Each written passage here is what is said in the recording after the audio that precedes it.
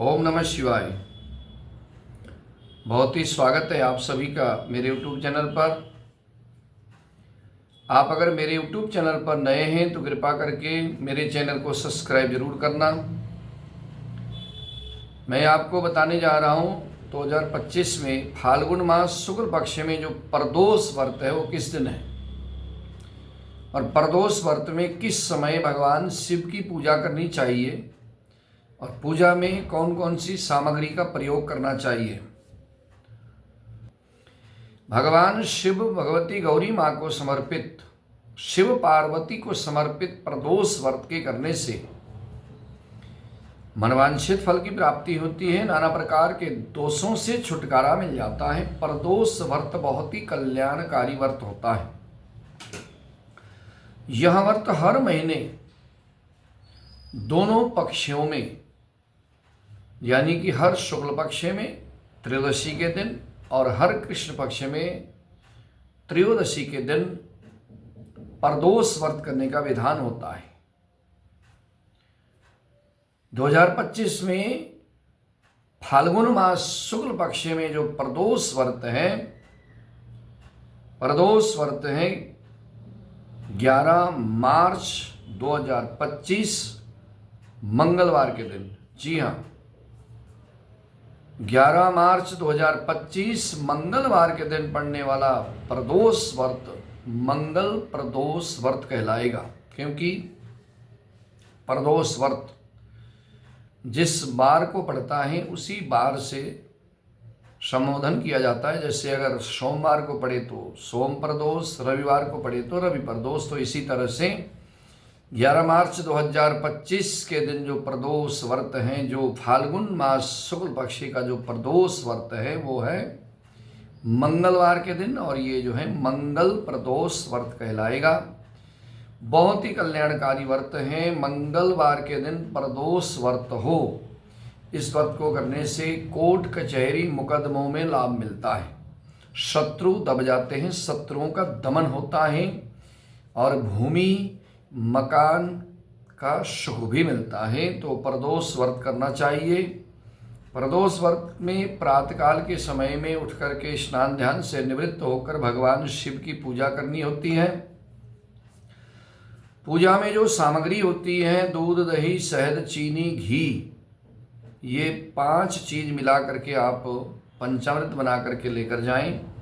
साथ में बेलपत्र अवश्य लें। भगवान शिव की पूजा में बेलपत्र बहुत जरूरी है। बिना बेलपत्र के शिव पूजन पूर्ण नहीं होता। बेलपत्र, आक मिल जाए तो आक के फूल, धतूरा के फूल और खास करके दुर्वा, ये अगर मिल जाए तो आप इजीली मिल जाए तो इसको भी लें, नहीं तो बेलपत्र तो अवश्य लें।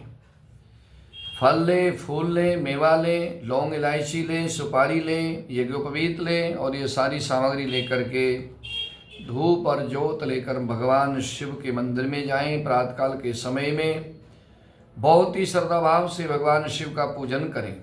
पूजन में सबसे पहले शुद्ध जल चढ़ाएं, फिर पंचामृत से स्नान कराएं, फिर शुद्ध जल से स्नान कराएं। शुद्ध जल गंगा जल से स्नान कराने के पश्चात यज्ञोपवीत पहनाएं, वस्त्र पहनाएं और चंदन का तिलक लगाएं। भगवान शिव को अक्षत चढ़ाएं। शिव पूजा में अक्षत जो चावल होते हैं टूटे हुए नहीं होने चाहिए, साबुत चढ़ाएं। अक्षत चढ़ाएं, पुष्प फूल चढ़ाएं, बेलपत्र चढ़ाएं, आग, धतूरा, भंग, जो भी चीज़ मिल जाए वो चढ़ाइए, नहीं तो बेलपत्र चढ़ाएं। श्रद्धाभाव से पुष्पमाला, पुष्प चढ़ा करके, मेवा मिष्ठान चढ़ा करके भगवान शिव की आरती करें।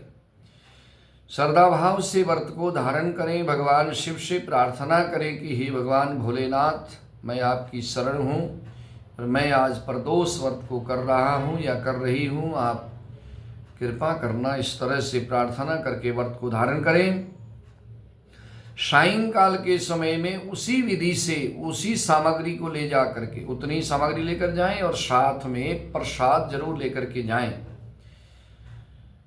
प्रदोष काल में पूजा अति आवश्यक है। प्रदोष व्रत के दिन प्रदोष काल में यानी कि सायंकाल को सूर्य अस्त होने से 1 घंटा पहले, सूर्य अस्त होने के 1 घंटा पश्चात का जो समय होता है उसको प्रदोष काल कहा जाता है। उस समय पूजा करना अति ही आवश्यक है। उस समय प्रदोष काल में भगवान शिव की पूजा करें श्रद्धा भाव से। जैसे आपने प्रातःकाल को पूजा करी उसी तरह से उसी सामग्री से पूजा करें, भगवान शिव की जो है आरती करें और कथा प्रदोष व्रत कथा को पढ़ें या सुने। प्रदोष व्रत कथा सुनने और पढ़ने मात्र से ही मनोकामनाएं पूरी होती है। और उसके पश्चात भगवान शिव को भोग लगा करके जो प्रसाद आप लेकर के जाएंगे, आटे का चूरमा भी बनाकर ले जा सकते हैं या और भी कुछ प्रसाद में जो भगवान शिव को चढ़ता है, जो चूरी होती है आटे की, चूरमा बोलते हैं जिसको, या कोई मीठा भोजन भोग लगा करके उसके 3 भाग कर लेना और 1 भाग भगवान शिव के पास में रख देना, 1 भाग नंदी बैल को खिला देना और 1 भाग जो है स्वयं पारण कर लेना सायंकाल को प्रदोष की पूजा के पश्चात। इस तरह से प्रदोष का व्रत किया जाता है।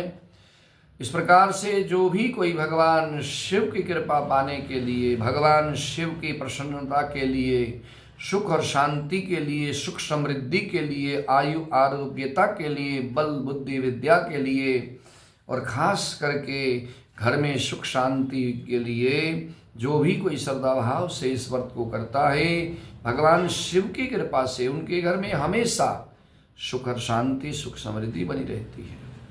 किसी को पुत्र की चाह होती है, किसी को धन की चाह होती है, किसी को मकान की चाह होती है, किसी को व्यापार में उन्नति चाहिए। जो भी आपकी मनोकामना हो, अगर आप श्रद्धा और विश्वास के साथ श्रद्धा भाव से आप इस व्रत को करेंगे तो भगवान शिव की कृपा से आपकी मनोकामना अवश्य पूरी होगी। हर हर महादेव।